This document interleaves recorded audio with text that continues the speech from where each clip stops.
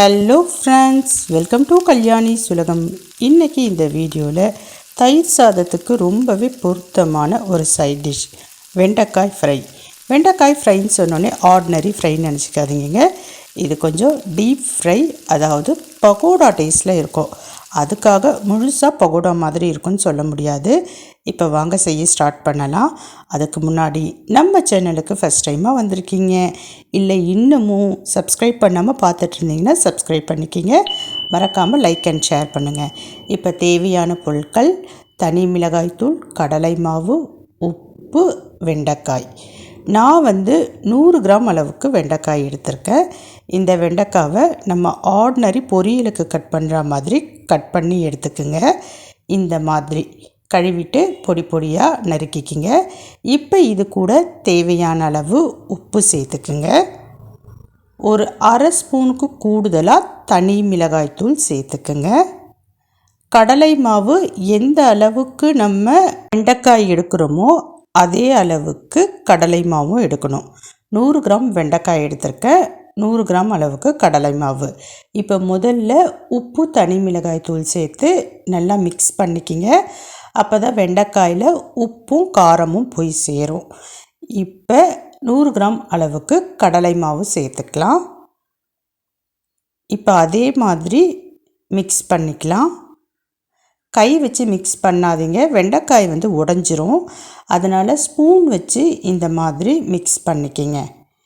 இப்போ ஓரளவு நல்லா மிக்ஸ் ஆன பிறகு கொஞ்சமாக ஒரு அரை ஸ்பூன் அளவுக்கு தயிர் சேர்த்துக்குங்க.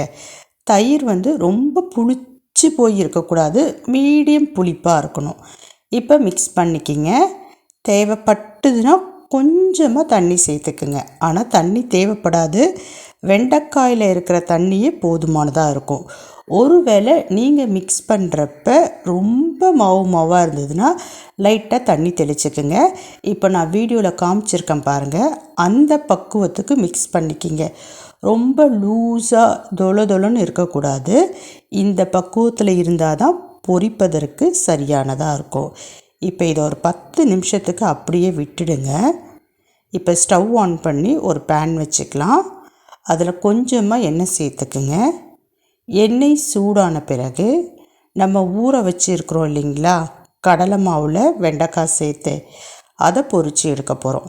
நான் 100 கிராம் அளவுக்கு தான் பார்த்திங்கன்னா வெண்டைக்காவும் கடலை மாவும் சேர்த்து வச்சுருக்கேன். ஃபஸ்ட்டு ஒரு பேட்சாகவே பொரித்து எடுத்துட்டேன்.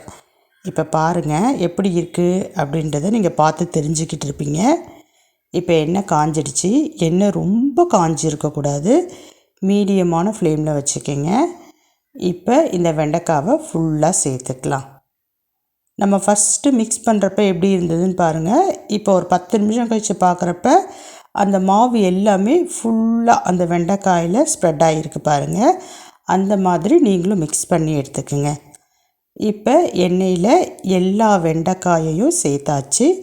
ஸ்டவ்வை கண்டிப்பாக மீடியம் ஃப்ளேம்லேயே வச்சுக்கோங்க, இல்லைன்னா சட்டுன்னு தீஞ்சு போயிடும். பாருங்கள், நல்லா வெண்டைக்காயும் அந்த கடலை மாவும் மிக்ஸ் ஆகி இப்போ வெந்துக்கிட்டுருக்கு. ஒரு சைடு வெந்ததுக்கு அப்புறமேட்டு நம்ம திருப்பி போட்டுக்கலாம். நல்லா ஸ்ப்ரெட் பண்ணிக்கிங்க. எண்ணெயில் லைட்டாக கலர் சேஞ்ச் ஆகும். இதில் நான் மஞ்சத்தூளோ இல்லைன்னா எக்ஸ்ட்ரா கலரோ எதுவுமே சேர்க்கலை, தனி மிளகாய் தூள் மட்டும்தான் சேர்த்துருந்தேன். அதுவே நல்ல கலரை கொடுத்துருந்தது. இப்போ ஒரு சைடு நல்லா வெந்துருச்சு, திருப்பி போட்டுக்கலாம். நல்ல உதிரியாக திருப்புறதுக்கு வரும். அந்த வெண்டைக்காயில் மாவு சேர்ந்து இருக்கணும், அப்போ தான் சாப்பிட்றப்ப ரொம்ப ருசியாக இருக்கும். வெண்டைக்காய் தனியாக மாவு தனியாக இருக்கக்கூடாது. ஒரு வெண்டைக்காயை சுற்றியும் அந்த மாவு பிடிச்சிருக்கணும். அதனால தான் முதல்ல தண்ணி விடாமல் அப்படியே மிக்ஸ் பண்ணுறோம், அதுக்கப்புறம் தயிர் சேர்த்துக்கிறோம், தேவைப்பட்டால் தண்ணி சேர்த்துக்கிறோம். இப்போ 2 புறமுமே நல்லா சிவந்துருச்சு. நம்ம ஃபில்ட்ரு பண்ணி எடுத்துக்கலாம். ஃபில்ட்ரு பண்ணுறப்ப ஃபுல்லாகவே ஸ்டவ்வை சிம் பண்ணிக்கிங்க. நல்லா பார்த்திங்கன்னா முருகலாக இருக்குது. இதை டிஃபன் பாக்ஸ்க்கெல்லாம் கொடுத்து அனுப்புகிறப்ப ரொம்பவே ருசியாக இருக்கும். டிஃபன் பாக்ஸில் ஒரு பருக்க தயிர் சாதம் கூட இருக்காது. காரணம் சைட் டிஷ்ஷு அவ்வளோ சூப்பராக இருக்கும். இப்போ நான் எண்ணெயில் இருந்து ஃபில்ட்ரு பண்ணி எல்லா வெண்டைக்காயையும் எடுத்துட்டு காமிக்கிறேன். பாருங்கள், 100 கிராம் வெண்டைக்காய் 100 கிராம் கடலை மாவுக்கு இந்த அளவுக்கு பொரித்து எடுத்தேன். உங்களுக்கு ஒரு வேளை அதிகமான அளவு செய்யணும்னு நினச்சிங்கன்னா அதுக்கேற்ற மாதிரி கடலை மாவையும் மிளகாய்த்தூள் உப்பு சேர்த்து செய்யுங்க. ரொம்பவே ருசியாக இருக்கும். செஞ்சு பாருங்கள், எப்படி இருக்குது அப்படின்றத மறக்காமல் கமெண்ட் பண்ணுங்கள். குழந்தைங்களுக்கு கொடுங்க, ரொம்ப விருப்பமாக சாப்பிடுவாங்க.